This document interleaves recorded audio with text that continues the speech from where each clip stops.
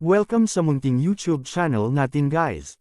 Please support my videos. Like, comment and subscribe lang po mga idolo.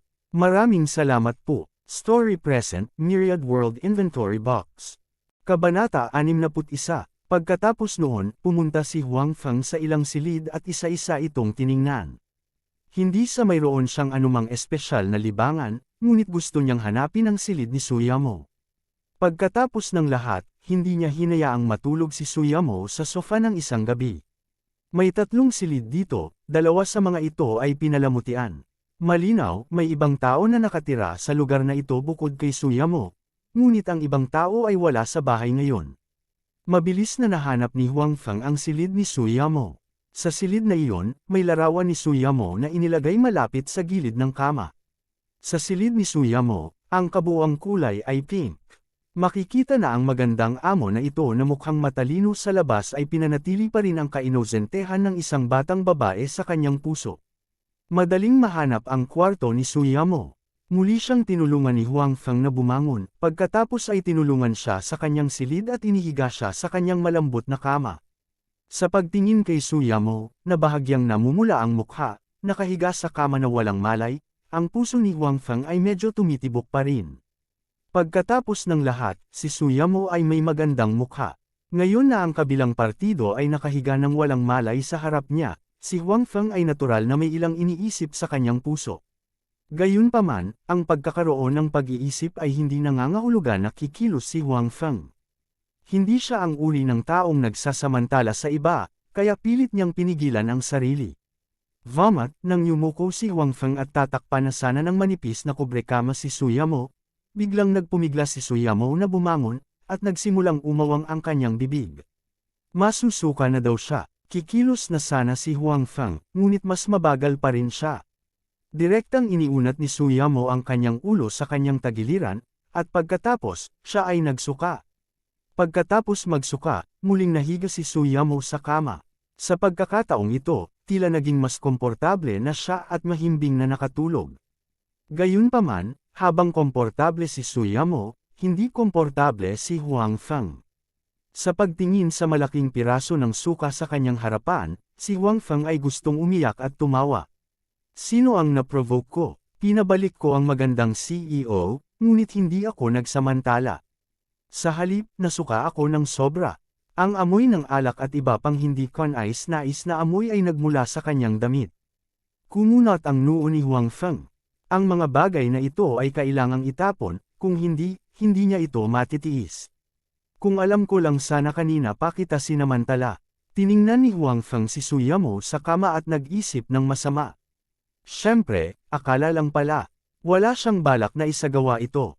Hindi ito maaaring makatulong. Nakahanap si Huang Feng ng isang paper towel at nagpunta sa banyo para harapin ito. Kahit anong mangyari, kailangan niyang panasan muna ang suka. Mabilis na pinunasan ang suka, ngunit ang mga mantsa dito ay hindi madaling alisin. Tiningnan ni Huang Feng ang maruruming damit sa kanyang harapan at sinabi sa kanyang sarili, "Hindi ko alam kung papayag si President Su na ibalik sa akin ang kamiseta na ito bukas ng araw." Habang sinusubukan ni Huang Feng na panasan ito ng mas malinis, biglang bumukas ang pinto ng banyo. Nagulat si Huang Feng. Pagkatapos, nakita niya ang isang magandang figure na papasok. Mukhang hindi niya nakita si Huang Feng sa loob. Ang figurang ito ay natural na si Suyamo. Kanina lang natutulog pa si Suyamo. Hindi niya alam kung kailan siya nagising, ngunit hindi siya ganap nagising. Medyo nalilito siya ngayon. Ang kanyang mga mata ay hindi ganap na nakabukas, at hindi niya napansin ang malaking buhay na tao sa banyo, si Huang Feng. Si Huang Feng ay natigilan na. Masyadong biglaan ang mga nangyari.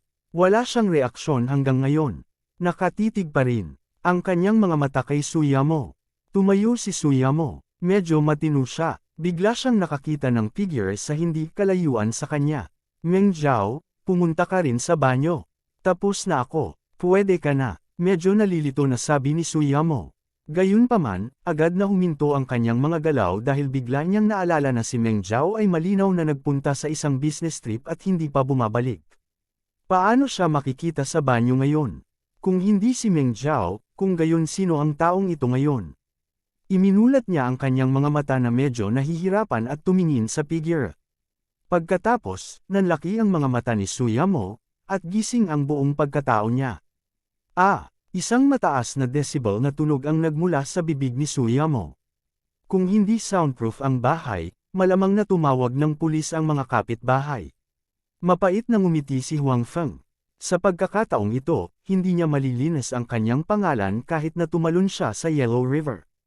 Huang Feng, umalis ka dito. Si Suyamo, na noon pa man ay mabait, sa wakas ay sumabog. Sigaw niya kay Huang Feng. Siya ay nagmamadali. Pulang-pula ang mukha niya sa pag-aalala, at may mga luha sa kanyang mga mata. Lalabas na ako, lalabas na ako. Nang makitang galit si Suyamo, hindi nang ahas si Huang Feng na manatili ng mahabang panahon. Mabilis siyang nag-walk out. Nang lumabas si Huang Feng, isinara niya ang pinto. Gayunpaman, si Suyamo, na natakot, ay nag-aalala pa rin. Lumakad siya ng ilang hakbang at nilock ang pinto. Anong nangyayari? Ano ba ang nangyayari? Paano makikita si Huang Feng dito? Pagpasok ko pa lang, bakit hindi ko siya nahanap? Nakita niya lang lahat. Ito ay dapat na. Suyamo, bakit ka nalilito? Sa banyo, patuloy na bumubulong si Suyamo sa sarili habang sinusubukang alalahanin ang nangyari noong gabing iyon. Buti na lang, bagamat nakainom siya ng sobra, hindi siya nawalan ng alaala. Marami pa siyang naalala. Naalala niya na hiniling niya kay Huang Feng na pabulaykan siya, ngunit pagkatapos ay nakatulog siya. Hindi na niya maalala ang sumunod na nangyari. Kabanata 62. Naalala na siya ay nawala ng malay at si Huang Feng ay nasa tabi niya sa buong oras. Si Suyamo ay nagmamadaling sinuri ang sarili pataas at pababa. Nang makitang normal na ang lahat at maayos ang kanyang pananamit, nakahinga siya ng maluwag. Gayunpaman, agad na namula ang mukha ni Suyamo, at ito ang uri ng pula na malapit ng tumulo ng dugo. Ngayon lang talaga siya nagpunta sa banyo sa harap ni Huang Feng. Iniisip ang nabigla na ekspresyon ni Huang Feng, nakaramdam ng hiya si Suyamo. Ngayon lang, malamang nakita na ni Huang Feng ang lahat. Dapat malaman ng isang tao na ang ganitong uri ng bagay, kahit para sa isang mag-asawa, ay isang napaka-pribadong bagay. Sa pag-iisip nito, nahihiya si Suyamo na gusto niyang magpakamatay. Habang iniisip niya ito, mas naging mali si Suyamo. Hindi niya napigil ang umiyak. Siya ay palaging malinis. Bagamat noon pa man ay maraming humahabol, hindi niya hinayaang samantalahin siya ng sinumang lalaki. Wala man lang siyang boyfriend. Gayunpaman, hindi niya inaasahan na ngayong araw na ito, hahayaan niya talagang makita ng lalaki ang kanyang pribadong parte. Hindi niya maiwasang makaramdam ng mali. May kumatok sa pinto. Director Su, anong problema? Mag-usap tayo sa labas. Hindi mo naman kailangang manatili sa loob palagi. Kung gusto mo akong suntukin o parusahan, ikaw na ang bahala. Nakita ni Huang Feng na matagal nang hindi lumalabas si Suyamo, at may mahinang iyak na nagmumula sa banyo. Dahil sa pag-aalala na mahihirapan si Suyamo, mabilis na kumatok si Huang Feng sa pinto at sinabi. Gaano man sisihin ni Suyamo ang sarili, hindi ngayon ang oras para hayaan siyang manatili mag-isa. Nang makitang walang tugon mula sa loob, ilang ulit na sinara ni Huang Feng ang pinto at sinabing, Director Su, ano ang problema? Lumabas ka at mag-usap. Kung hindi mo bubuksan ang pinto, kakatok ako sa pinto. Dahil nag-aalala siya sa kaligtasan ni Suyamo, si Huang Feng ay handang sumugod sa kanyang sarili. Pero, kakatok na sana niya ng pinto ay bumukas ang pinto. Tiningnan siya ni Suyamo ng walang ekspresyon, ngunit ang kanyang mga mata ay namumula. Obviously, kakaiyak niya lang. Yan, Direk Su, okay ka lang. Nang makita si Suyamo na nakatitig sa kanya, awkward na sinabi ni Huang Feng. Ayos lang ako, malamig na sabi ni Suyamo. Pagkatapos noon, diretso siyang dumaan kay Huang Feng, pumunta sa sala, umupo sa sofa, at pagkatapos ay tinitigan si Huang Feng na parang gusto niyang makakita ng mga bulaklak. Director Su, mabuti naman at okay ka. Kung okay ka, aalis muna ako. Si Huang Feng, na ikinahiya ni Suyamo, ay gustong umalis muna. Pumunta saan? Suyamo, umuwi na tayo, sabi ni Huang Feng. Hindi pa neresolba ang usapin. Di ba sabi mo hinayaan mo akong parusahan ka? Suyamo, mapait na ngumiti si Huang Feng. Ang dahilan kung bakit niya sinabi yun ngayon lang ay dahil natatakot siya na may gagawing katangahan si Suyamo sa loob. Mukhang sineseryoso ito ni Suyamo. Gayunpaman, marami siyang nakitang mga bagay na hindi niya dapat nakita. Director Su, it was an accident. Naglilinis ako ng mga damit sa loob. Sinong nakakaalam na bigla kang susugurin? Wala akong oras para mag-react. Sinubukan ni Huang Feng na magpaliwanag. So, kasalanan ko ang lahat. Tanong ni Suyamo. No, I'm also responsible. I didn't stop it in time. Pero, Director Su, this can't be. It's all my fault. It happened so suddenly that I didn't have time to react. However, I didn't see anything. Sabi ni Huang Feng. Wala ka talagang nakita. Tanong ni Suyamo. Really? I promise, wala talaga akong nakita that time. Nagmamadaling tiniyak ni Huang Feng. Talaga, may itim na nunal sa binti ko. Sa tingin mo maganda, sabi ni Suyamo. Itim na nunal. Walang itim na nunal. Napabulala si Huang Feng. Gayunpaman, nang makita niya ang ekspresyon ni Suyamo, alam niyang natapon na niya ang beans. Well, Direk Su, may nakita akong kaunti, talagang kaunti. Walang magawa si Huang Feng. Akala ko bulag ka, sabi ni Suyamo. Bagamat natukoy na niya na tiyak na nakita ito ni Huang Feng, ngayong narinig niya itong inamin ni Huang Feng, ang puso ni Suyamo ay medyo malungkot at nagkamali. Alam mo, hindi pa ako nai-inlove. Ngayong nakita mo na, ano sa tingin mo ang dapat kong gawin? Tanong ni Suyamo. Hindi niya alam kung paano parusahan si Huang Feng. Pagkatapos ng lahat, siya rin ang may pananagutan sa bagay na ito. Gayunpaman, naramdaman niyang kinuha ni Huang Feng ang halos lahat ng responsibilidad. Pagkatapos ng lahat, maaaring tumalikod si Huang Feng sa oras na iyon, ngunit hindi niya ginawa iyon. Natulala siguro siya ng mga oras na iyon. Gayunpaman, ito ay responsibilidad ni Huang Feng. Hayaan mo akong maging boyfriend. Maingat na sinabi ni Huang Feng. Siyempre, alam din niyang imposible. Gusto mo, namula si Suyamo at galit na sinaway, tinatanong kita, sa tingin mo paano kita dapat parusahan? Bakit hindi ko rin ipakita sa iyo? Kung magkagayon ay magiging pantay tayo, mungkahi ni Huang Feng. Rogue. Napag-alitan si Suyamo. Huang Feng, bakit hindi ko nalaman na napakabuting tao mo noon? Kung hindi ka pumayag, wala akong magagawa. Sabihin mo sa akin kung paano kita parusahan. Sabi ni Huang Feng. Si Suyamo ay hindi nakaimik. Hindi niya talaga alam kung ano ang gagawin. Director Su, gusto mo bang bumalik sa harap ko? Sabihin mo sa akin kapag naisip mo ito. Sabi ni Huang Feng. Nang makitang naging matatag na ang mood ni Suyamo, naisip ni Huang Feng na mas mabuting umatras muna siya. Tara na. Kinawayan ni Suyamo ang kanyang kamay at medyo naiirita na sinabi. Hindi niya alam kung paano haharapin si Huang Feng ngayon. Okay, then Director Su, magpahinga ka rin ng maaga. Uminom ka ng mainit na tubig mamaya, mas komportable. Sabi ni Huang Feng. Okay, alam ko, sabi ni Suyamo. Pagkatapos ay lumabas si Huang Feng. Gayunpaman, nang lumakad siya sa pintuan, huminto siya muli at lumingon kay Suyamo at sinabing, Director Su, hindi mo ako tatanggalin, tama. Mangyaring huwag. Tatanggapin ko ang anumang parusa. Huwag mo lang akong tanggalin. Kapos ako sa pera ngayon. Panipi, kung siya ay tinanggal ngayon, si Huang Feng ay hindi magkakaroon ng pera para sa upa sa susunod na buwan. Makakahanap man siya ng trabaho ngayon, hindi na siya makakahabol. Kaya naman, kailangan niya ang trabahong ito ngayon. Nang marinig ang mga salita ni Huang Feng, gustong tumawa ni Suyamo. Lalo na nang makita niya ang maingat na ekspresyon nito, gumanda ng husto ang kanyang kalooban. Ang lalaking ito ay nag-aalala pa rin sa kanyang trabaho. Security guard lang ang trabaho. Sobrang pakialam niya talaga. Don't worry, how can I let you leave before I think about how to punish you? Sabi ni Suyamo, ngunit sa oras na ito, ang kanyang tono ay hindi namamalayang hamina ng husto. Kabanata 63, Mabuti iyan. Mabuti iyon. Gumagaan ang loob ko, sabi ni Huang Feng. Kung gayon, Pangulong Su, Column. Sabi ni Huang Feng. Pagkatapos noon ay sinara na niya ang pinto at umalis. Napatingin ulit si Suyamo sa pintong nakasara.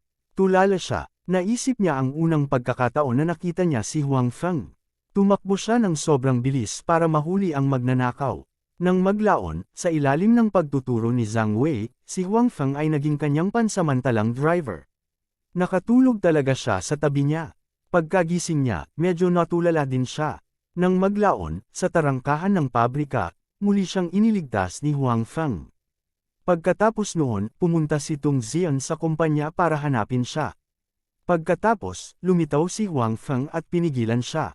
Bagamat hindi niya sinasadya, tinulungan niya itong pigilan si Tung Zian, na isang nakakainis na lalaki. Ngayon, tinulungan siya ni Huang Feng sa airport at sa sasakyan. Hindi niya hinayaang mapakinabangan siya ng baluktot na Pangulong Li. Sa pag-iisip tungkol dito, sila ni Huang Feng ay hindi magkakilala sa loob ng mahabang panahon. Gayunpaman, mula nang magkakilala sila, nagkaroon ng maraming interaksyon ang dalawa. Malaki rin ang naitulong ni Huang Feng sa kanya. Parang medyo iba ang puso niya sa iba. Nagkaroon ng ilang pakiramdam ng pagkakaibigan. Siyempre, alam din ni Suyamo sa kanyang puso na ang bagay na ito ay hindi masisisi kay Huang Feng. Bigla siyang sumugod, at nasa harapan niya si Huang Feng. Nagkusa siyang maghubad ng pantalon sa harapan niya. Mukhang mas malaki ang responsibilidad niya. Paano ko dapat tretuhin ang lalaking ito? Paulit-ulit na tinatanong ni Suyamo ang kanyang sarili sa kanyang puso, ngunit walang sagot. Bagamat si Huang Feng ay isang security guard, napakahusay niya. Sa mga araw na ito ng pakikipag-ugnayan, si Suyamo ay nagkaroon din ng magandang damdamin para sa kanya. Siyempre, hindi ito ang uri ng magagandang damdamin na nagustuhan niya, ngunit ang normal na pagpapahalaga ng isang tao. Naging mahirap para sa kanya na parusahan si Huang Feng ng masyadong mabigat. Gayunpaman, kung nangyari ang insidenteng ito sa kanyang kasama sa kwarto, maiisip ni Suyamo ang kaunos-lunos na pagtatapos ni Huang Feng.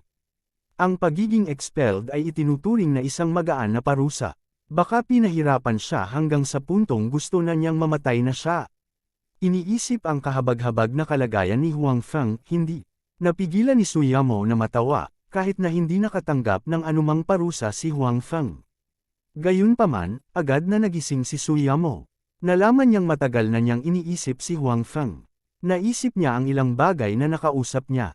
Kahit na maraming beses, hindi niya sinasadyang ngumiti. Hindi kaya dahil nakita niya ang katawan ko. Tahimik na nag-isip si Suyamo. Siya ay isang konserbatibong tao. Malinaw, biglang nakita ni Huang Feng ang kanyang katawan. Natural, si Huang Feng ay mag-iiwan ng impresyon sa kanyang puso. Not to mention, hindi pa siya nakipagrelasyon. Sa nakalipas na ilang araw ng pakikipag-ugnayan kay Huang Feng, naramdaman din niya na si Huang Feng ay isang mabuting tao. Sa pangkalahatan, mayroon siyang magandang impresyon kay Huang Feng.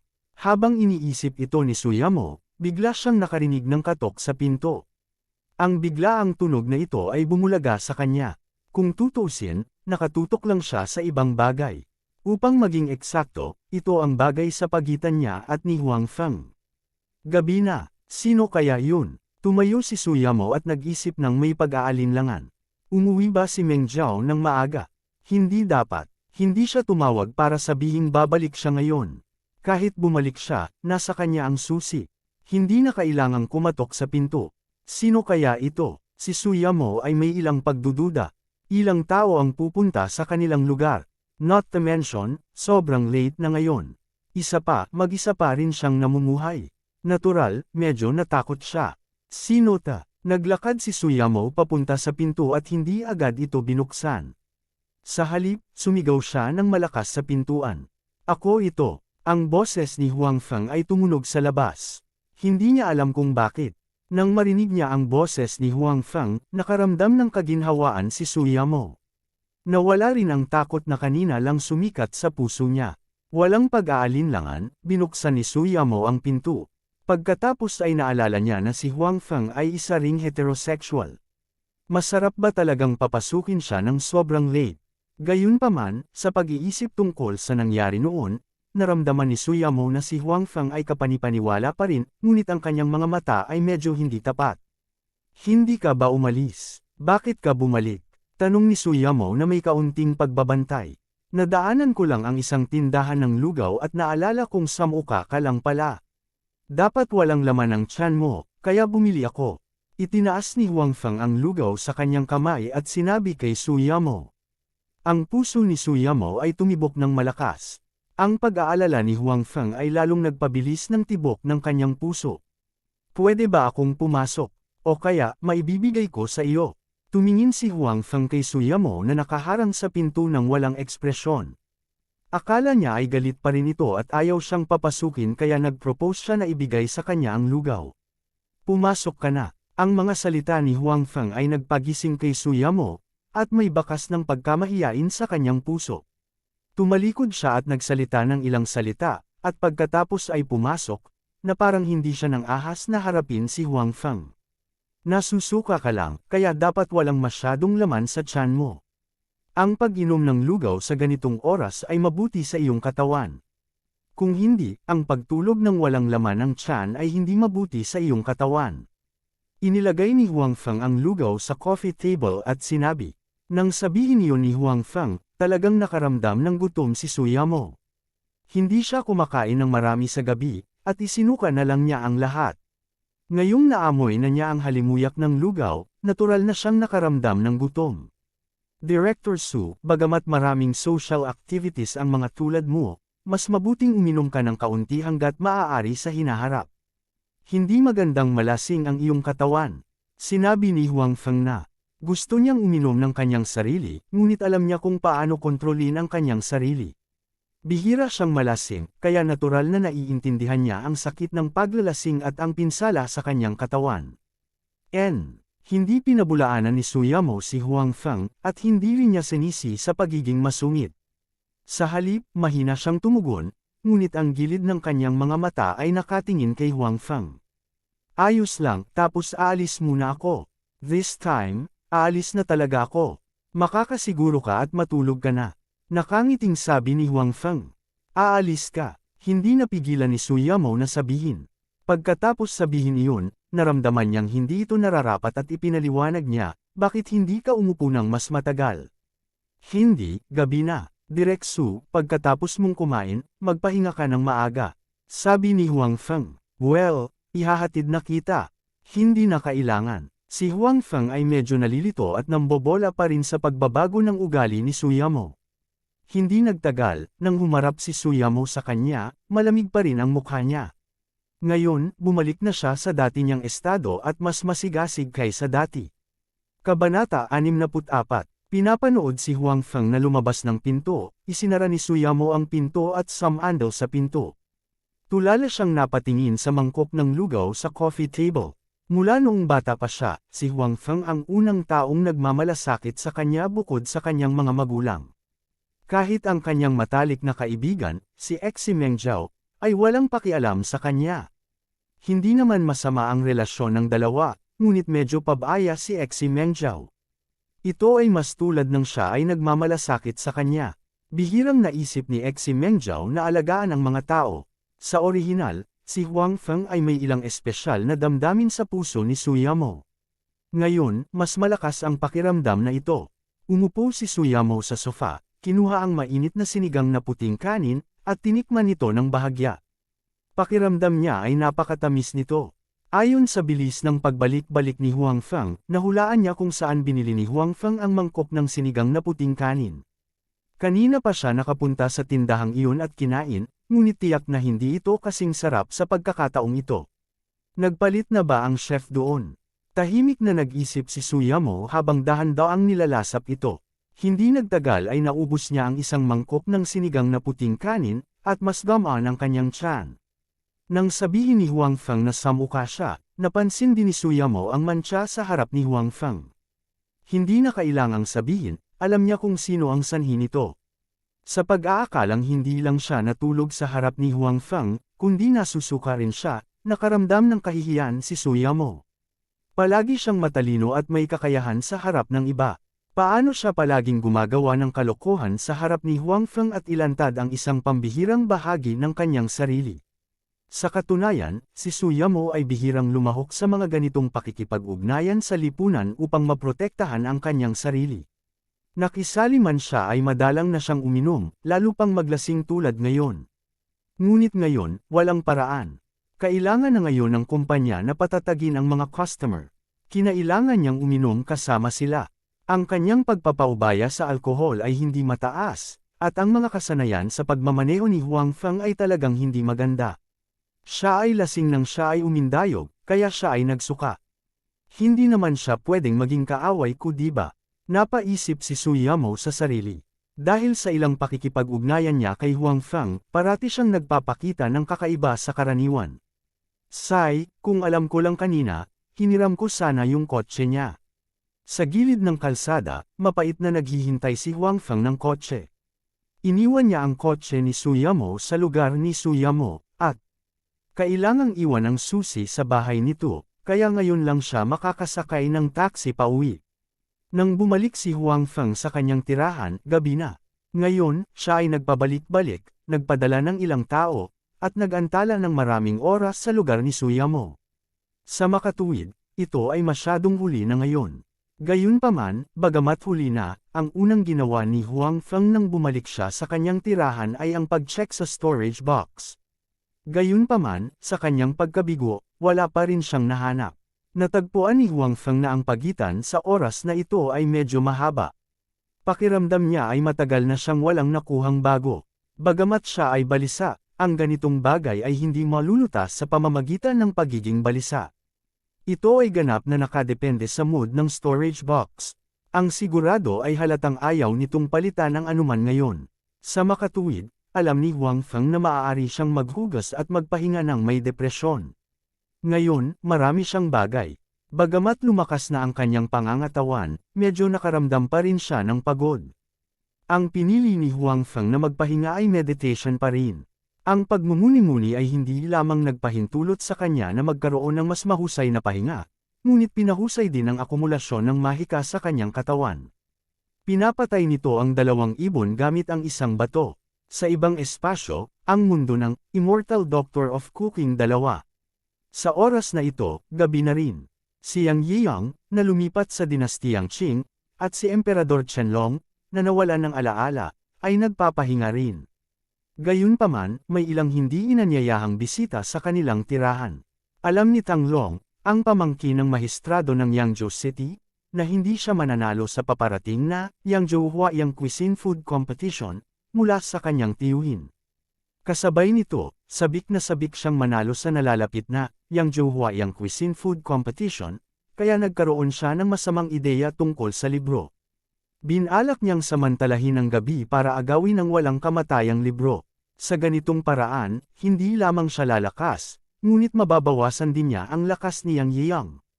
Sa panahong iyon, walang makakalaban niya sa food competition. Sa makatuwid, noong gabing-gabi na, nagbihis si Tang Long na parang lalaking nakaitim at pumasok sa tirahan ni Yang Yiyang, gustong hanapin ang walang kamatayang aklat. Sa oras na ito, nagkataon, sina Jin Chengguo at Wu Yanji, na sumunod kay Emperor Qianlong para sa isang pribadong pagbisita, ay nalaman din na si Emperor Qianlong, na nawala sa kanila, ay naroon sa oras na ito.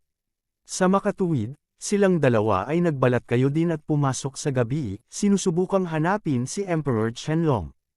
Maraming silid, kaya kinailangan ni Tang Long na hanapin ang mga ito isa-isa.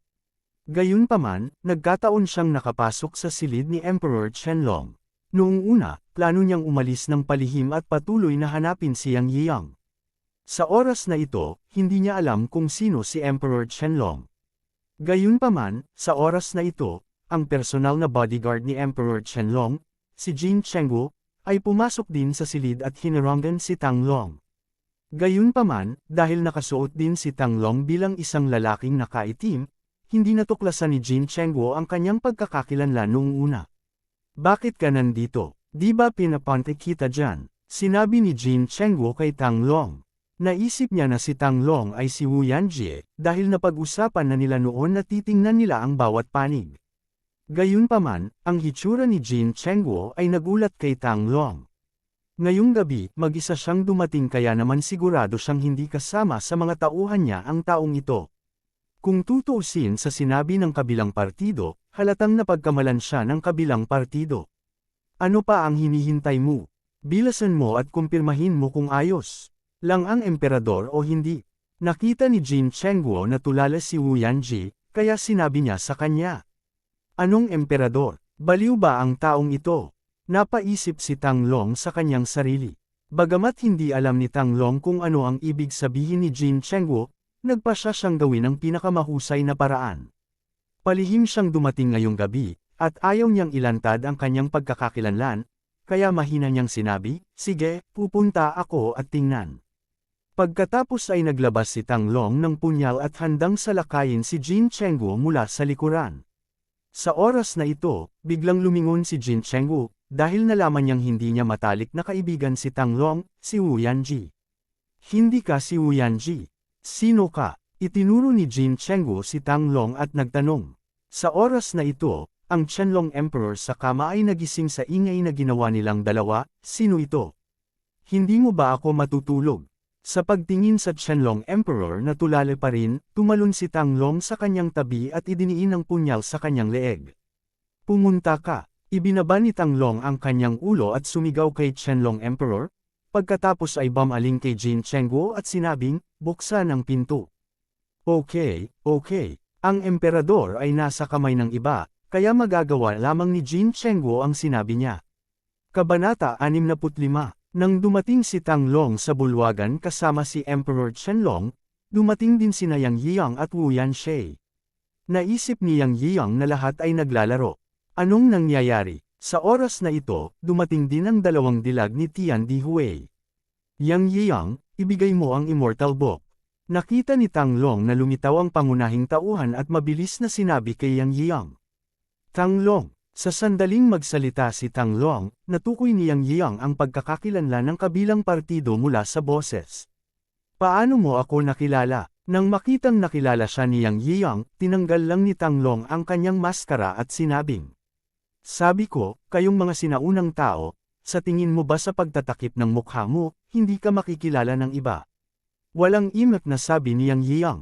Pagkatapos nito, sina Yang Yiyang at Tang Long ay nag-usap ng walang kaparikan, ngunit ito ay walang silbi. Si Qianlong Huangfeng ay nasa kamay pa rin ng kabilang partido. "Yang Yiyang, bigyan mo ako ng Immortal Book, kung hindi, papatayin ko siya." Nagbanta si Tang Long, "Hindi ko maibibigay sayo." Ang nagsalita ay isa sa dalawang dilag ni Tian Dihui. Hindi nila nakilala ang pagkakakilanlan ni Qianlong, at ang kanilang plano ay samantalahin ang kompetisyon sa pagkain upang patayin si Emperor Qianlong. Kung wala ang immortal na aklat na ito, walang pagkakataon si Yang Yiyang na makuha ang huling tagumpay, at wala ring pagkakataon na makalapit sa emperador, kaya wala silang pagkakataon na patayin siya. Mabuti, ngumisi si Tang Long at sinabing, "Dahil wala kang puso, kung gayon huwag mo akong sisihin sa pagiging hindi matuwid." Pagkasabi niyan, gumawa siya ng kilos na patayin si Emperor Qianlong. "Maghintay." Biglang sinabi ni Yang Yiyang, "Ibibigay ko sa iyo ang libro." Inilabas ni Yang Yiyang ang Immortal Book mula sa kanyang dibdib at tiningnan ito ng may nostalgia. Kung wala ang librong ito, hindi siya mananalo sa food competition at hindi niya alam kung paano maglakbay pabalik. Gayunpaman, bilang isang taong pinahahalagahan ang pagkakaibigan at katapatan, inihagis pa rin niya ang libro sa kanyang kamay kay Tang Long. Kinuha ni Tang Long ang libro at tiningnan ang dalawang salita dito. Ngumiti siya ng may kasiyahan. Gamit ang aklat na ito, magagawa niyang mapanalunan ang kampyonato sa susunod na kompetisyon. Wala nang magkakamali. Umalis ka na. Nasa kamay na niya ang libro, nakamit na ang layunin niya sa pagkakataong ito, kaya naghanda. Si Tang Long na umalis. Naghiwa-hiwalay ang mga tao sa paligid, dinala ni Tang Long si Emperor Qianlong sa pintuan at sinabing, "Yang Yiyang, magkikita tayo muli balang araw." Pagkatapos nito, sinampal ni Tang Long ang ulo ni Emperor Qianlong at pinatalsik siya. Habang ang lahat ay abala sa pagtingin sa kalagayan ni Emperor Qianlong, si Tang Long ay nagmamadaling lumabas ng pinto. Napaka-smooth ng biyahe pabalik sa opisina ng gobyerno. Sa oras na ito, bagamat gabi na, hindi pa rin natutulog si Magistrate Tang. Siya ay umiinom ng tsaa sa sala ay nasa sala. Pagkabalik ni Tang Long, hindi na siya pumunta sa kanyang silid. Sa halip, pumunta siya sa sala at nakita niyang nandoon pa rin ang kanyang tiyuhin. "Paano? Nagtagumpay ka ba?" tanong ni Magistrate Tang habang humihigop ng kanyang tsaa. Maliwanag, alam niya ang tungkol sa mga aksyon ni Tang Long ngayong gabi. "Tito, tingnan mo naman. Buong pagmamalaking kinuha ni Tang Long ang immortal na libro at ibinigay ito. Good, very good, ito na. With this, we can be absolutely safe. Masayang sabi ni Magistrate Tang matapos maikli ang libro. Matagal na niyang narinig ang pangalan ng aklat na ito, ngunit hindi pa siya nagkaroon ng pagkakataong makita ito. Ngayon, sa wakas ay nakita niya ito. Siyempre, kung wala ang Immortal Book, hindi ako makakalaban ni Yang Yiyang. Tiyak na ako ang magiging kampyon sa pagkakataong ito. Sabi ni Tang Long na may mapagmataas na mukha. Tumango si Magistrate Tang bilang pagsang-ayon. Sa simula pa lang, ang mga kasanayan sa pagluluto ni Tang Long ay hindi mababa. Ngayong mayroon na siyang Immortal Book na ito, tiyak na siya ang magiging kampyon sa pagkakataong ito. Tiyak na walang magkakamali. Bukod dito, naghanda na rin siya ng backup plan. Ang mga hukom na iyon ay naayos na rin niya. Masasabing sa pagkakataong ito, si Tang Long lang ang kampyon. Tiyak na walang magkakamali. Ibinigay ni Magistrado Tang ang libro kay Tang Long at sinabing, sige, maaari ka na munang magpahinga.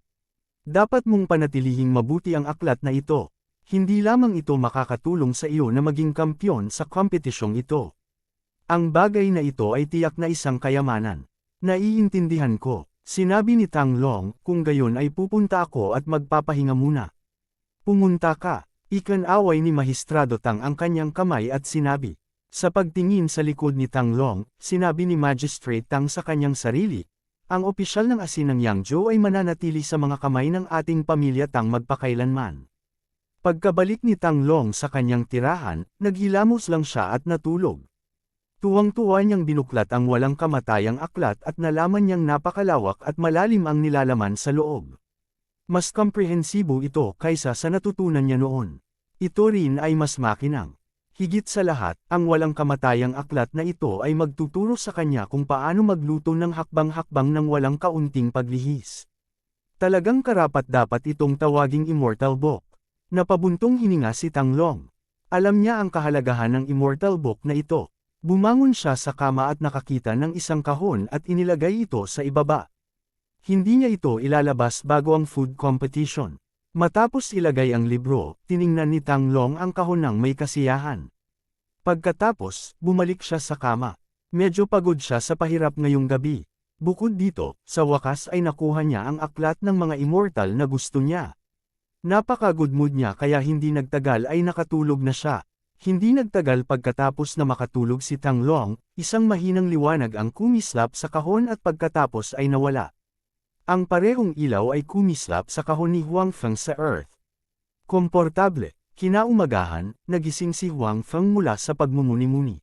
Siya ay nakabawi sa kanyang pinakamahusay na estado. Kahapon, dahil sa paglalaro ng football at iba pang bagay sa panig ni Suyamo, nagkaroon siya ng maraming enerhiya. Sa oras na ito, gumaling na siya. Bagong araw, bagong simula. Tumalon si Huang Feng mula sa kama at sinabi sa sarili. Ang una niyang ginawa ay i-check ang kahon. Ito ang una niyang ginagawa tuwing umaga pagkagising. Hindi man lang siya nag-abalang maghilamos. Sa pagkakataong ito, hindi siya binaygo ng kahon. Nalaman niyang nawawala ang isa sa kanyang mga libro. Tuwang-tuwa si Huang Feng. Tila kailangan niyang maglagay ng higit pang mga libro sa kahon sa hinaharap. Ang aklat na ito ay napakapopular sa kahon. Immortal Book. Ano ito? Pagkaraan ng ilang sandali na maghanap sa kahon, sa wakas ay nakakita ng bago si Huang Feng. Ito ay isang thread-bound na libro. Medyo malabo ang itsura nito, at kahit ilang bahagi nito ay kulubat na. Ito ay dapat na nakababad sa tubig.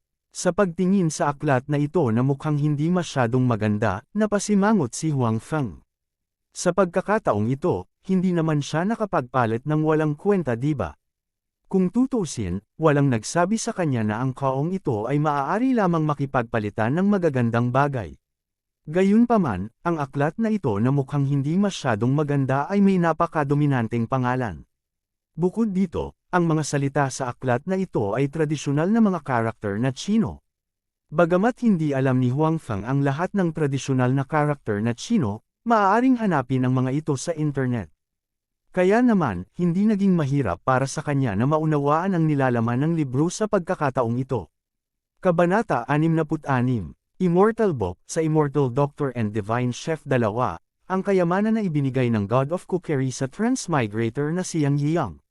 Gamit ang librong ito, ang isang tao ay maaaring magkaroon ng napakahusay na culinary skills, walang kapantay sa mundo, at hindi magagapi. Hindi lamang ang pangalan ng aklat ang nangingibabaw, ngunit ang pagpapakilala ng aklat na lumabas sa aklat ay nangingibabaw din. Immortal Doctor at Divine Chef 2, ano ito? Pelikula, TV, o nobela? Si Huang Feng ay medyo nalilito. Ang pinagmula ng aklat na ito ay, Immortal Doctor at Divine Chef 2, ngunit hindi alam ni Huang Feng kung ano ang, Immortal Doctor at Divine Chef 2, na ito. Gayunpaman, hindi ito problema para kay Huang Feng. Ginamit niya ang kanyang telepono upang suriin ang bagay na ito at sa lalong madaling panahon ay nagkaroon ng resulta. Ang Immortal Doctor and Divine Chef 2 ay isang transmigration movie. Dahil ito ay pangalawa, dapat mayroong una.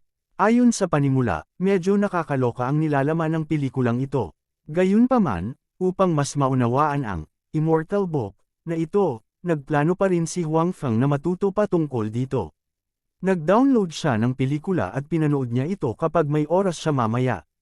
Dahil may mga gagawin pa siya sa umaga, hindi na nagkaroon ng panahon si Huang Feng na basahin itong Immortal Book. Kaya lang niya itong itabi at hintiyang bumalik siya sa gabi para basahin itong mabuti.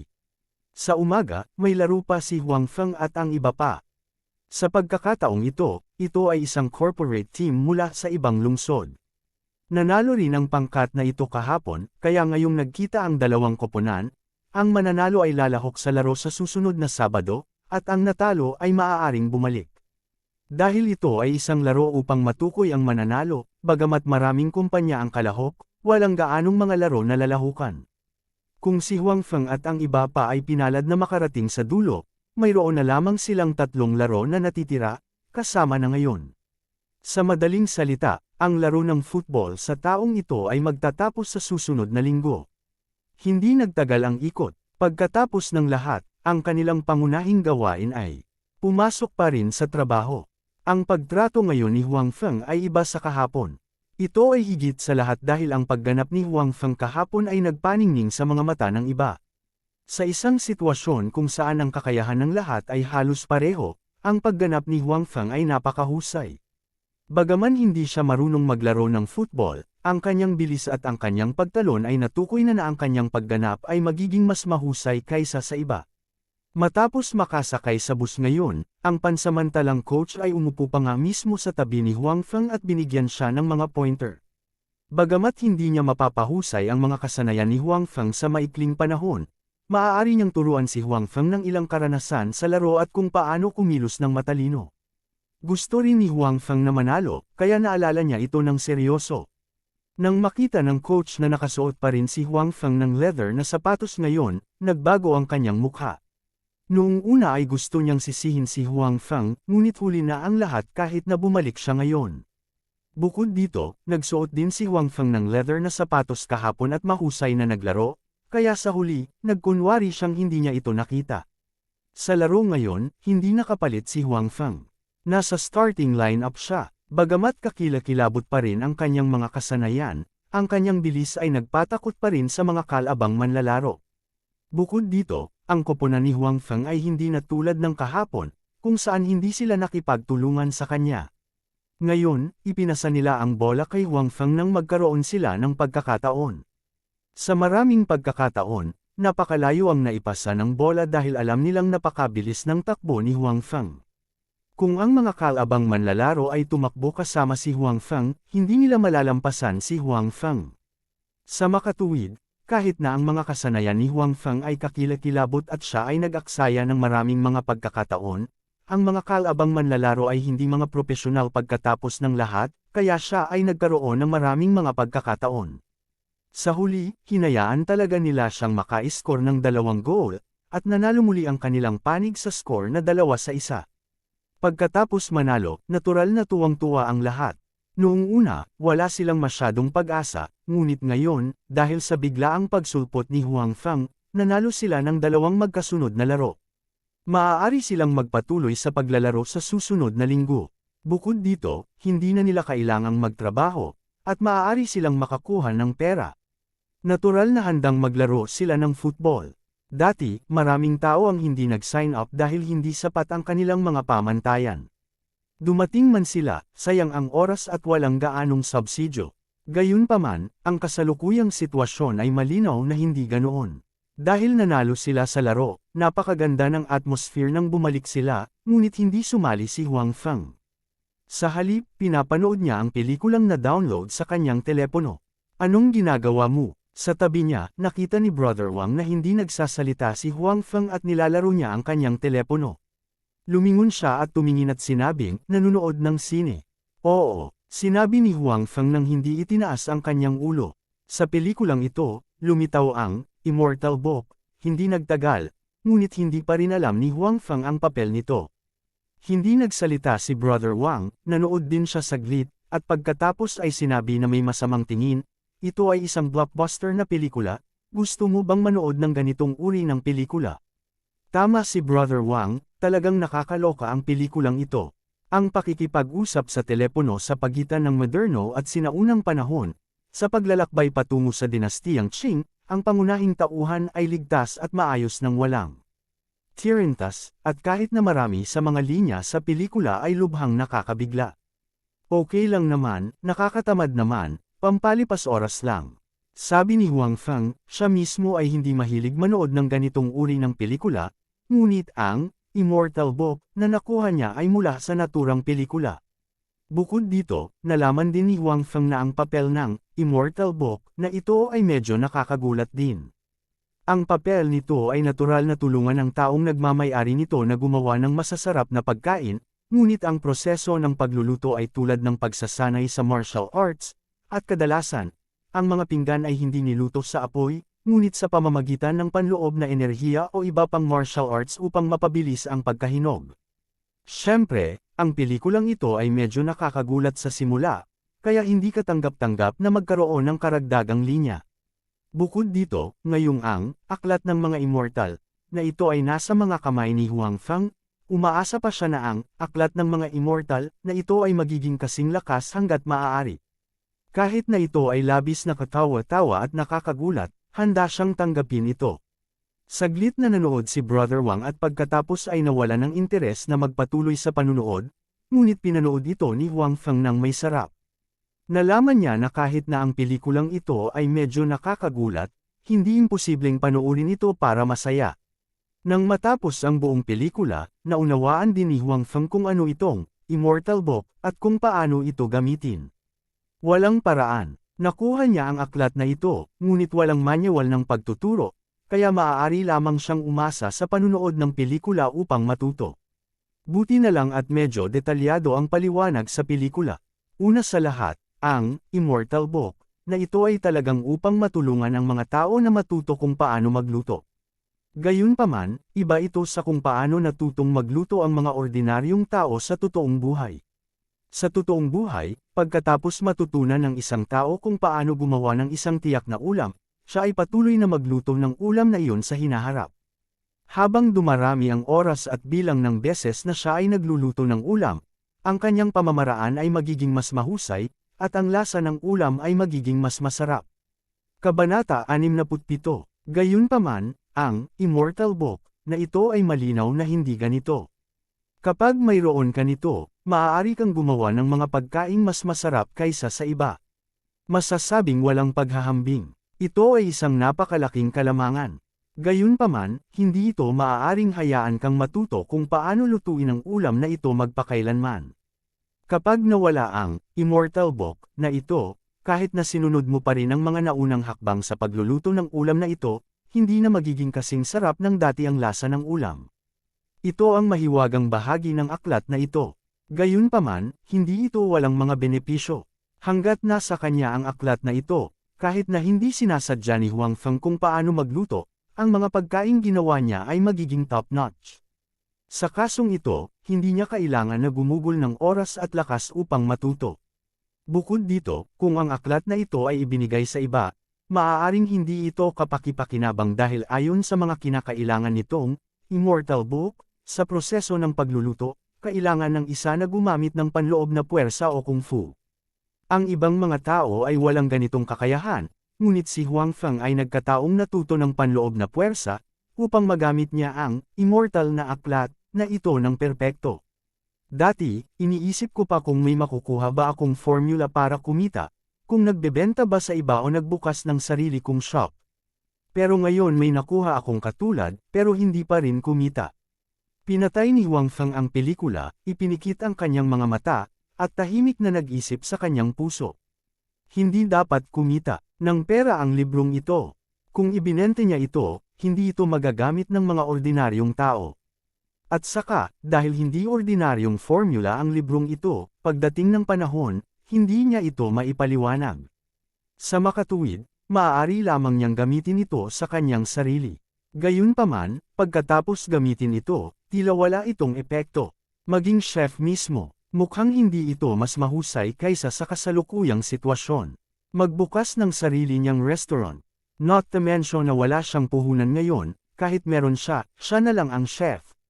Ang paggamit ng Immortal Book na ito ay nangangailangan ng panloob na lakas, at ang kanyang kasalukuyang panloob na lakas ay hindi maaaring mapanatili ng napakatagal. Kung tutuusin, matagal na siyang hindi naglilinang. Sa makatuwid, ang tanging gamit ng Immortal Book na ito ngayon ay upang mapabuti ang kanyang sariling sitwasyon sa pagkain. Ang kanyang mga kasanayan sa pagluluto ay hindi masyadong mahusay noon, ngunit ngayon, gamit ang Immortal Book, ito ay ganap na naiiba. Gayunpaman, kung tungkol sa paggamit at epekto ng Immortal Book, ito pa rin ang sariling hula ni Huang Feng. Ang lahat ay kailangang maghintay hanggang sa bumalik siya at gumawa ng isang eksperimento upang kumpirmahin ito. Mabilis na bumalik ang bus sa kumpanya. Pinili pa rin ni Huang Feng na kumain sa kumpanya, ngunit paglabas niya ng cafeteria, nakita niya talaga si Su Yamo. Laking gulat niya, nakita niya siya kahapon, at nakita niya talaga siya ngayon. Ito ay talagang isang pagkakataon. President Su, nag-o-overtime ka na naman ba? Ngayon ay ang katapusan ng linggo. Maging ang mga ordinaryong empleyado ay nagbakasyon ngayon. Ilang security guard lang ang naka-duty. Hindi niya inaasahan na naroon si Su Yamo. Well, pumunta ako sa kumpanya para sa isang bagay. Sinukli ni Su Yamo ang kanyang buhok sa likod ng kanyang tainga at sinabing hindi natural. Sa katunayan, nagkataon talaga na nagkita sina Huang Feng at Su Yamo kahapon. Maaga o mamaya, aalis na ang isa sa kanila.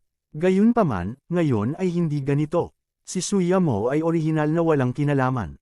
Hindi na niya kailangang pumunta sa kumpanya, lalo pa ang makipagkita kay Huang Feng. Ngunit dahil sa nangyari kagabi, hindi alam ni Su Yamo kung bakit bigla niyang gustong makita si Huang Feng, kaya pumunta siya sa kumpanya ngayon. Salamat sa lugaw mo kagabi. Pagkatapos kong kainin, gumaan talaga ang pakiramdam ko, sabi ni Su Yamo. Sa katunayan, kaninang umaga, pumunta siya sa tindahan ng lugaw kung saan bumili si Huang Feng ng lugaw, ngunit nang kainin niya ito muli, hindi niya naramdaman ang ginawa niya kagabi. You're welcome. President Su, buti na lang ayos ka na. Sinabi ni Huang Feng, kung wala nang iba, aalis muna ako. Talagang natatakot siya na maalala ni Su Yamo ang nangyari sa banyo kagabi at hanapin siya para ayusin ang score. Nagmamadaling bumalik si Huang Feng. Kasabay nito, nais niyang i-verify ang aktwal na epekto ng Immortal Book. Bagamat alam niyang hindi siya matutulungan ng libro na kumita, gusto pa rin ni Huang Feng na subukan ito sa lalong madaling panahon. May gagawin ka ba? Nagmamadali ka bang bumalik? Tanong ni Su Yamo. Nang marinig niya na gustong bumalik ni Huang Feng, talagang nakaramdam siya ng kaunting pagkawala sa kanyang puso. She asked unconsciously. Natigilan si Huang Feng, at pagkatapos ay nakita niya ang medyo hindi natural na ekspresyon ni Su Yamo. Gayunpaman, hindi siya masyadong nag-isip at sinabing, wala lang. Natatakot lang akong maantala ang trabaho ni President Su. Tiyak na hindi masasabi ni Huang Feng na nakuha niya ang Immortal Book, at natatakot na maalala niya ito at parusahan siya. Dahil wala nang iba, pagkatapos ay patuloy na sundan ako sa hapon. Sinabi ni Su Yamo, huwag kang mag-alala, bibigyan pa rin kita ng overtime. Sa takot na hindi maintindihan ni Huang Feng, nagmamadaling idinagdag ni Su Yamo ang huling pangungusap. Alam niyang kapos sa pera si Huang Feng, kaya hindi dapat tumanggi si Huang Feng. Oo naman, medyo nag-alinlangan si Huang Feng at pumayag. Anyway, hindi tatakas ang libro. Gayunpaman, kung siya ay nagbigay ng pagkakataon na kumita ng pera at gumanap sa harap ng boss, pagkatapos ay talagang kailangan niyang tumakas. Ngayon, kailangan talaga ni Huang Feng ang trabahong ito. Natural na hindi niya palalampasan ang pagkakataong magtanghal sa harap ng amo. Bukod dito, sa pagtingin sa intensyon ni Suyamo, tila hindi niya naisip kung paano siya parurusahan, kaya medyo gamaan ang loob niya. Well, you go and drive. Hihintayin kita dito. Alam mo ba kung saan ang sasakyan? Sabi ni Suyamo na may kaunting tuwa. Alam ko. Matapos matanggap ang susi ni Suyamo, pumunta si Huang Feng sa parking lot. President Su, saan tayo pupunta? Sa kotse, tinanong ni Huang Feng si Suyamo sa co-pilot seat. Punta muna tayo sa Bell Mall. May bibilhin ako, sabi ni Suyamo. Okay, sagot ni Huang Feng. Ang Bell Mall ay isang malaking shopping mall. Ito ay malapit sa sentro ng lungsod. Bagamat walang binili doon si Huang Feng, nakapunta na siya roon noon. Kung bakit wala siyang binili doon, natural lang dahil masyadong mataas ang presyo. Pagkatapos ng lahat, marami sa mga bagay doon ay mga sikat na tatak, at ang presyo ay hindi mura. Siya nga pala, Presidente Su, ililibang mo ba si Pangulong Li ngayong gabi? Kailangan mo ba akong magmaneho? Tanong ni Huang Feng. Natatakot talaga siya na baka malasing na naman si Suyamo. Kung ganoon, delikadong magmaneho. Hindi, umalis na si Pangulong Li kaninang umaga, sabi ni Suyamo. Ngunit nang banggitin niya si Pangulong Li, medyo malabo ang kanyang mukha. Naiwan, napakabilis. Nagulat na sabi ni Huang Feng. Kaka-rating lang ng kabilang party kahapon, pero nakaalis na siya ngayon. Nagmamadali ba siya? Ang bilis na ba magnegosyo ngayon? Oo, sinabi ni Suyamo, wala man lang siyang sinseridad.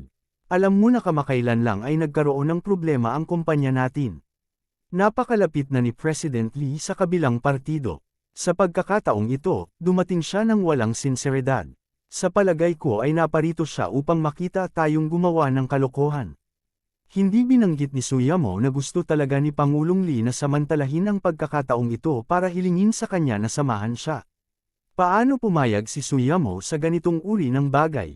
Matapos malaman na nakipag-ugnayan na si Pangulong Lee sa mga tao ng kabilang partido, at ayaw niya talagang makipagtulungan sa kanilang kumpanya sa pagkakataong ito, tinapos ni Suyamo ang negosasyon sa lugar. Kung nandoon si Xi Mengjiao, malamang sasampalin niya ito.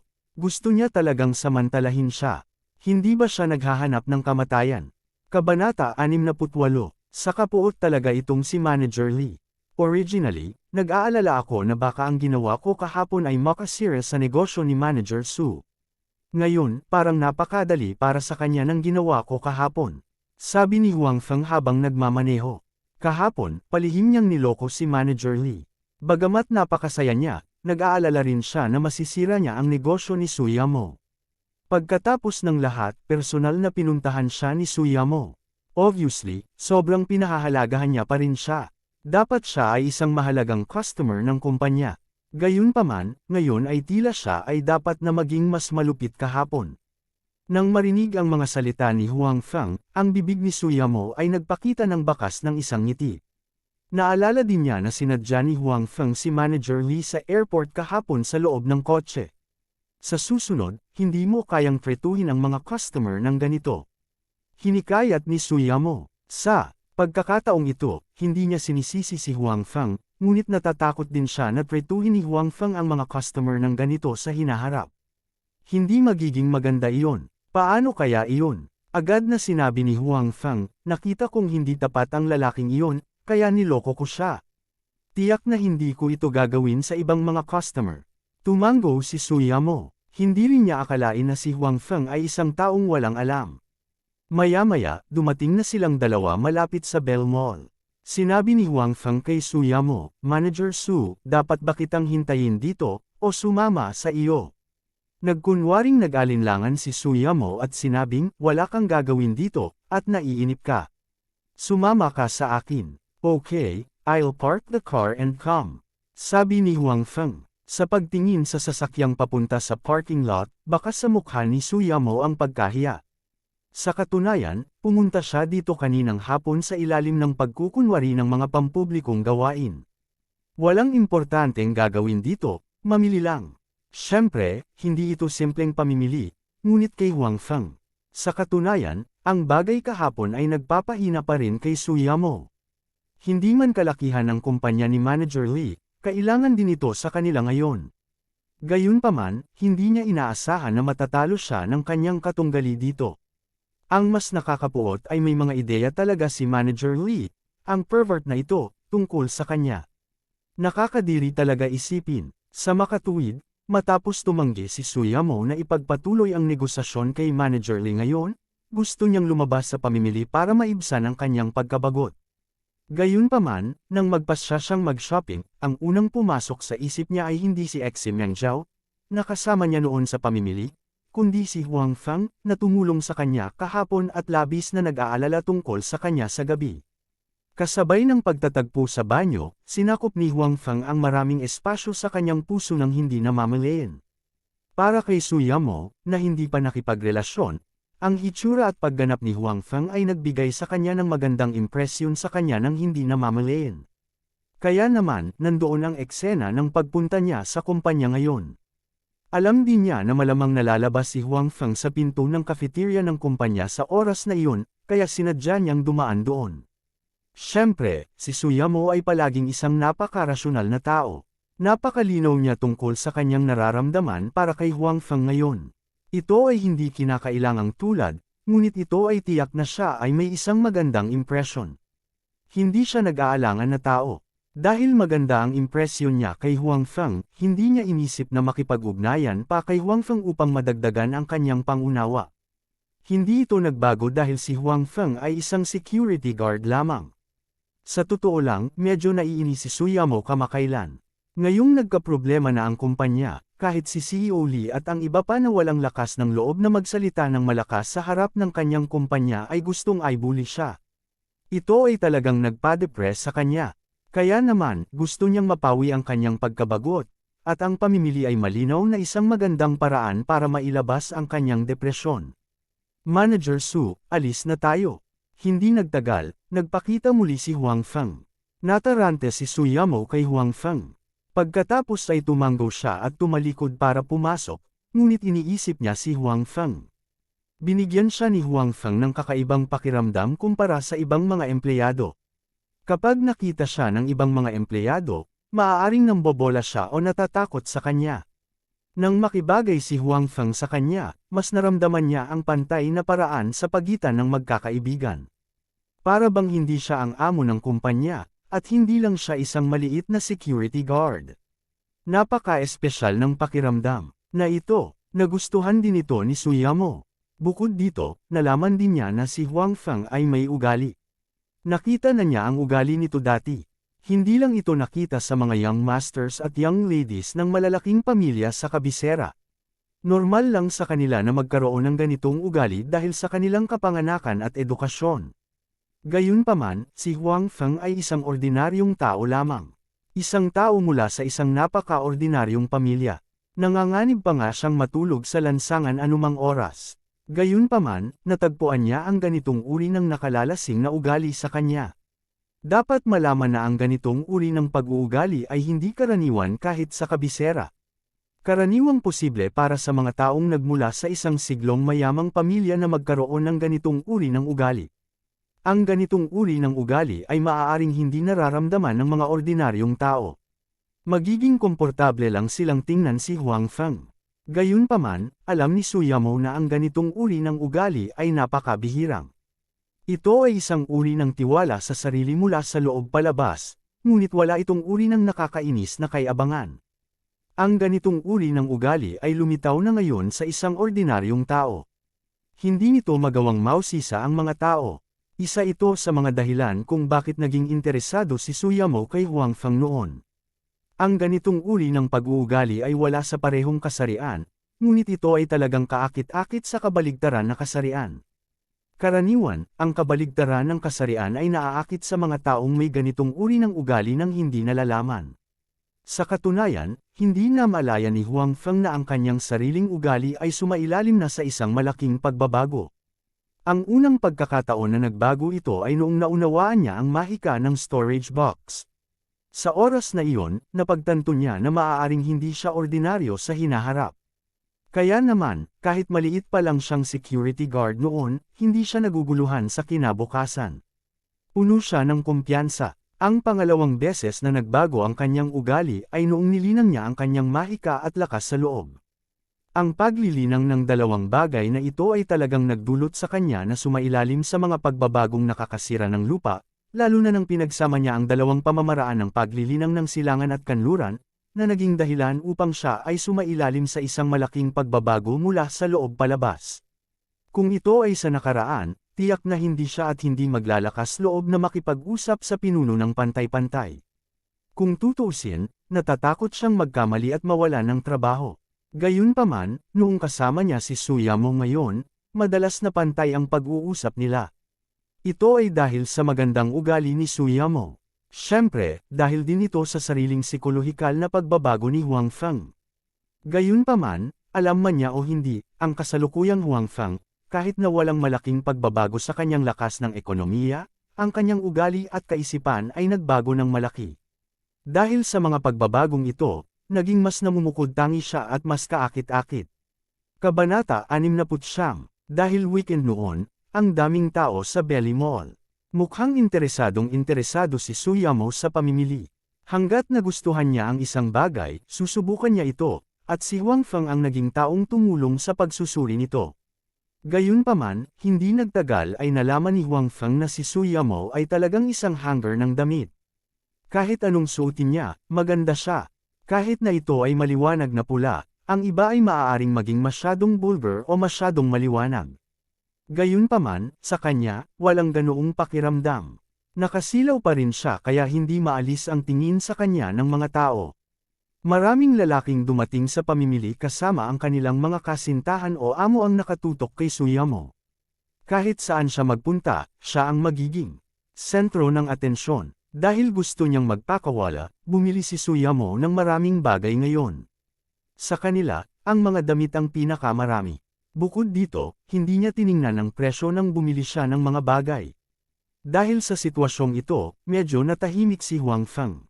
Malaki talaga ang pagkakaiba ng mayaman at mahirap. Halimbawa, si Suyamo ay bumili ng mga bagay batay sa kanyang sariling mga kagustuhan at ganap na binaliwala ang presyo. Gayunpaman, ang mga taong tulad ni Huang Feng at ang iba pa na walang pera ay karaniwang tumitingin sa presyo kapag bumili sila ng mga bagay. Lamang kapag ito ay nasa loob ng kanilang katanggap-tanggap na saklaw ay titingnan nila ito at tingnan kung ito ay angkop para sa kanila. President Su, this piece of your clothing is worth 2 or 3 months of my expenses. Kung ganito rin ang gagastusin ng future girlfriend ko, hindi ko kakayanin. I can only stay single forever. Pabirong sabi ni Huang Feng. Sinabi ito ni Huang Feng nang hindi sinasadya. Nakita na lang niya ang presyo ng mga damit at naramdaman niyang hindi talaga niya ito kayang bilhin ngayon. Gayunpaman, ang hindi sinasadyang mga salita ni Huang Feng ay nagpatigil sa paggalaw ng kamay ni Suyamo. Pagkatapos, ibinaba niya ang mga damit sa kanyang kamay at lumabas ng hindi lumilingon. Anong problema, President Su? Hindi ka ba titingin dito? Tanong ni Huang Feng habang hinahabol siya. Well, ayoko ng style ng damit na yan. Sinabi ni Suyamo, at saka, hindi oras ng trabaho ngayon. Huwag mo akong tawaging President Su. Anong tawag dun? Tanong ni Huang Feng. Tawagin na nating Yamo, casual na sabi ni Suyamo. Iyan ang tawag sa akin ng mga kaibigan ko. Ito, medyo nag-alinlangan si Huang Feng. Sinabi iyon ni Suyamo, halatang tinatrato niya siya bilang isang kaibigan. Kung mapagpanggap siya, ibig sabihin ay hindi niya ito tinuring bilang isang kaibigan, at tiyak na masasaktan siya. Bukod dito, ang pagiging kaibigan ni Suyamo ay mabuti lamang para sa kanya. Siya ang boss ng kumpanya. Ang kanyang posisyon sa hinaharap ay magiging matatag. Dahil tinatrato ako ni President Su bilang isang kaibigan, tatawagan kitang Yumo mula ngayon, sabi ni Huang Feng. Oo, mahinahong sagot ni Suyamo, ngunit medyo namumula na ang kanyang tenga. Hindi niya natapos ang kanyang pangungusap ngayon lang. Yamo ang tawag sa kanya ng mga kaibigan niya, pero limitado lang iyon sa mga babaeng kaibigan. Si Huang Feng ang unang tao ng opposite sex na tumawag sa kanya ng ganoon maliban sa kanyang pamilya.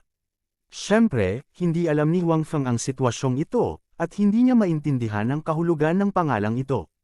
Tara, punta tayo sa men's section para tingnan, sabi ni Suyamo. Si Huang Feng ay natural na walang pagtutol. Si Huang Feng ay hindi masyadong pamilyar sa men's section dito. Kanina pa siya nandito, pero gusto lang niyang tingnan. Ano sa tingin mo ang damit na ito? Biglang itinuro ni Suyamo ang isang men's suit at sinabi kay Huang Feng. It's very good. Bibili ka ba para sa kaibigan mo? Tiningnan ni Huang Feng ang suit at sinabi. Maganda talaga ang suit na ito. Napakaganda ng disenyo, at napakaganda rin ng pagkakagawa.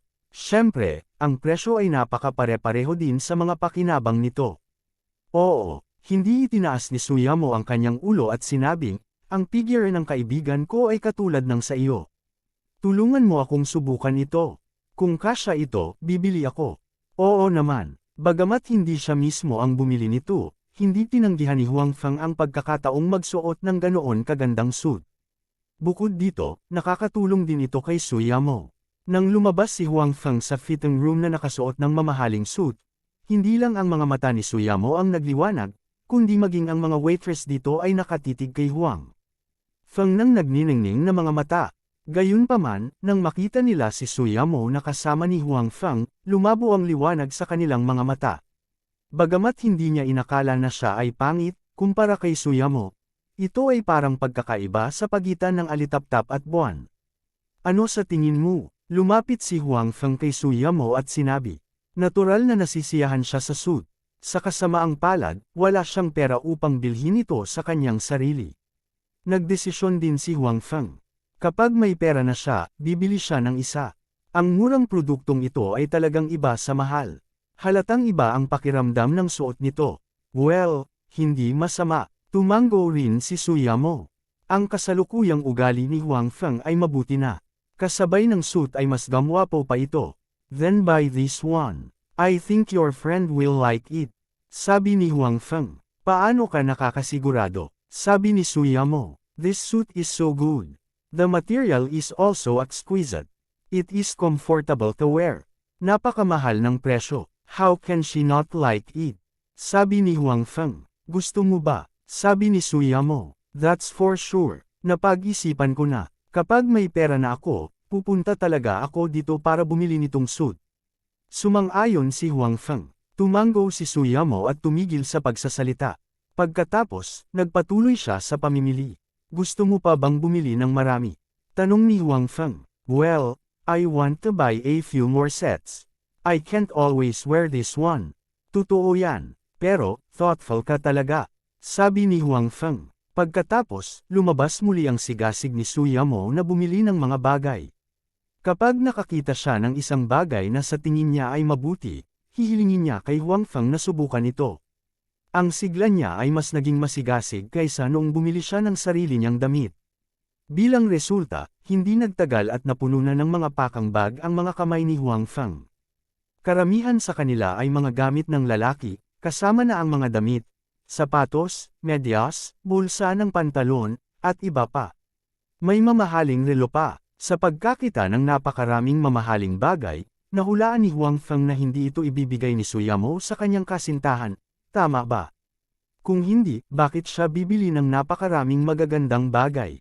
Gayunpaman, sa pag-iisip tungkol dito kagabi, tila sinabi ni Suyamo na wala siyang kasintahan, at hindi rin siya nakarelasyon. Tapos, ang mga bagay na ito ay para sa taong crush niya. For a time, si Huang Feng ay puno ng inggit at selos para sa taong gustong pagbigyan ni Suyamo. Napakaswerte talaga ng lalaking ito. Hindi lamang siya nagkaroon ng napakagandang amo na katulad niya, ngunit ang magandang amo na ito ay napakamaalalahanin din. Tinulungan niya itong bumili ng napakaraming bagay at inisip ang lahat ng aspeto. Okay, malapit nang matapos. Tiningnan ni Suyamo ang mga bagay sa mga kamay ni Huang Feng na halos puno na. Sa wakas, tumango siya nang may kasiyahan at hindi na nagplanong bumili pa. Pakiramdam ni Huang Feng ay parang narinig niya ang isang makalangit na boses. Sa simula, napakasaya niyang subukan ang lahat ng uri ng mamahaling damit.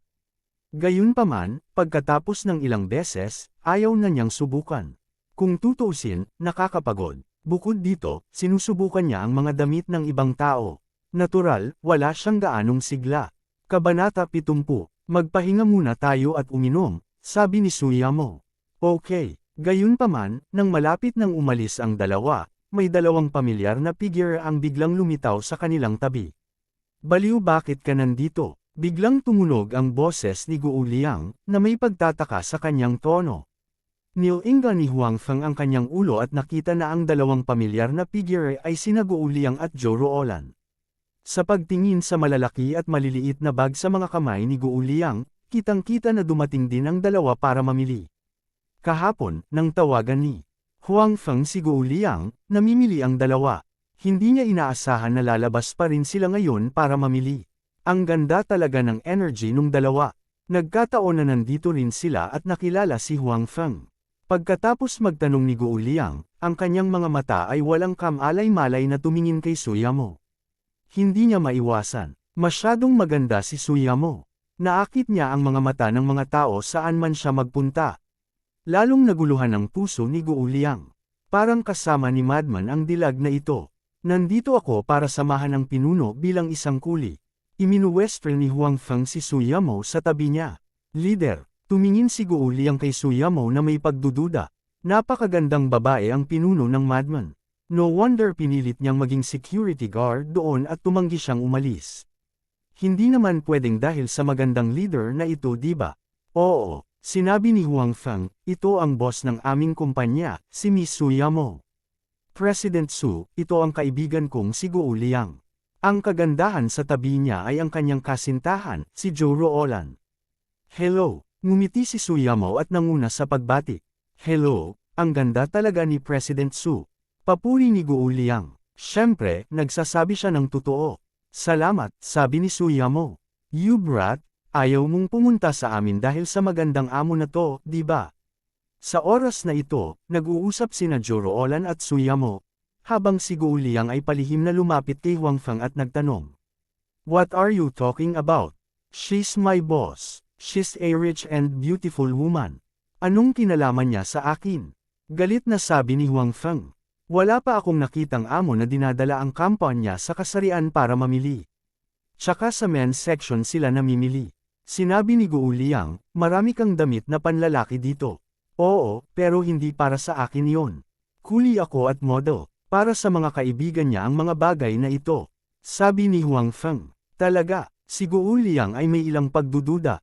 Gayunpaman, ipinapayo ko sa iyo, anak, ang ganitong uri ng mayaman at magandang babae ay hindi isang bagay na mapapanaginipan ng mga tulad natin. Dapat mong itigil ang pangangarap. Sa tingin ko ay mas bagay si Guo Mengan. Anong pinagsasabi mo? Ano ang ibig mong sabihin na angkop o hindi? Hindi nakaimik si Huang Feng. Bukod dito, kahit na si Guo Mengan iyon, maaaring hindi niya ako gusto. Bagamat sinabi niya iyon, si Huang Feng ay walang kahit katiting na pakiramdam ng kababaan sa kanyang puso. Kahit nasa harap ni Suyamo, na may mahusay na mga kondisyon, wala siyang ganoong uri ng pakiramdam dahil mayroon siyang sapat na kumpiyansa ngayon. Ang pera at katayuan ay lahat ng oras para sa kanya. Hindi naman masyadong mahirap. Anyway, I think Guo Mengan is more suitable. At saka, nakikita ko na maganda rin ang impression niya sa iyo. Kung gusto mo siyang ituloy, baka magtagumpay ka. Bagamat ayaw kong aminin, nananatili pa rin sa isipan ng maraming tao ang ideya ng isang magandang tugma, sabi ni Guo Liang. Natakot siya na si Huang Feng ay talagang ayaw umalis dahil kay Suyamo. Kung ganoon, ang masasaktan sa huli ay si Huang Feng. Okay, ayokong makipag-usap sa iyo nang walang kaparelikan. Mas mabuting mag-shopping ka kasama ang iyong kagandahan Zhou, sabi ni Huang Feng. Sa kabilang panig, tila natapos na nina Zhou Ruolan at Suyamo ang kanilang pag-uusap. Sa bagay, kakakilala lang nila, kaya imposibleng marami silang pag-uusapan. Pagkatapos ay muling naghiwalay ang dalawang grupo. Nagpunta sina Huang Feng at Suyamo para uminom, habang patuloy na namimili sina Guo Liang at Zhou Ruolan. Sa tingin mo ba may nangyayari si Huang Feng at ang kanyang magandang amo? Naglakad si Zhou Ruolan at sinabi kay Guo Liang. Hindi siya masisisi sa pagiging tsismosa. Ang sinumang makakakita kay Huang Feng at Suyamo ngayon ay unang iisipin na sila ay mag-asawa at namimili. Walang mag-iisip na sila ay nakatataas at nasasakupan. Hindi naman dapat. Ayon sa pagkakaintindi ko kay Frenzy, at least wala siyang ganoong ideya ngayon. Gayunpaman, hindi ko ito masisiguro. Kung tutuusin, masyadong perpekto si President Su. I even suspect that Frenzy is unwilling to leave because of her, sabi ni Guo Liang. Paano si Mengon? Pakiramdam ko ay tila may magandang impresyon siya kay Huang Feng, sabi ni Zhou Ruolan. Hindi tayo dapat mag-alala sa mga ganitong bagay. Paano kung walang ganoong pakiramdam si Mengon kay Frenzy? Kung magkamali kami, magiging awkward para sa kanilang dalawa at hindi magiging madali ang pagsasama sa isa't isa sa hinaharap. Maghintay tayo sandali at tingnan natin, sabi ni Guo Liang. Okay, tumango si Zhou Ruolan at sinabi. Sa kabilang panig, sina Huang Feng at Su Yamo ay umiinom at nag-uusap tungkol sa relasyon ni Huang Feng at Guo Liang. Magkaklase kami ni Liang sa university. Sobrang close ang relasyon namin. After graduation, we stayed in the city, so marami kaming contact. Hindi ko lang akalain na magkikita kami dito ngayon, Huang Feng said. Si Miss Jo ba talaga ang girlfriend ng kaibigan mo, hindi mo? Sabi ni Su Yamo. Oo naman, di ba magkasama silang dalawa sa pamimili? Sabi ni Huang Feng. Pambihira, nung nakausap ko siya ngayon, parang sinusubok niya ang relasyon ko sa'yo. Akala ko kasi girlfriend mo siya, sabi ni Su Yamo. Bagamat lihim itong ginawa ni Zhou Ruolan bilang boss ng isang malaking kumpanya, maganda pa rin ang paningin ni Su Yamo. Nako, baka nag-aalala siya sa akin. Nagpakilala sila ni Liang ng mga girlfriend sa akin noon, sabi ni Huang Feng. O nakita mo na ba yung babaeng yun? Ano ang nararamdaman mo? Nanginginig ang kamay ni Su Yamo, at pagkatapos ay tila casual na nagtanong. That girl is not bad. However, the two of you has only met. What kind of feelings can we have? The three of them are from the same company. Liang Zi even asked me to go over. Ayaw niya akong maging security guard dito. Totoong sinabi ni Huang Feng. He actually wants to poach my employee. Bakit hindi mo sinabi sa akin ngayon lang? I have to talk to him face to face. Sinabi ni Su Yamo na may seryosong mukha. Paano ka? Paano ka sumagot? Kahit na tinatanong niya si Huang Feng, si Su Yamo ay may kaba sa kanyang puso. Natatakot siya na mahikayat si Huang Feng. Ako, sabi ko okay na ako ngayon. Wala akong balak umalis, sabi ni Huang Feng. Not bad. Isa kang mabuting empleyado. Nabuhayan ng loob si Su Yamo at pinuri, bibigyan kita ng sahod mamaya. Talaga, masayang sinabi ni Huang Feng, salamat, Pangulong Su. Pagkatapos noon ay nagpahinga muna sandali ang dalawa dito. Mukhang maganda ang mood ni Su Yamo, kaya nagpatuloy siya sa pamimili. Gayunpaman, sa pagkakataong ito, tumingin lang siya at walang binili. Siyempre, hindi na niya muling nakilala si Guo Liang.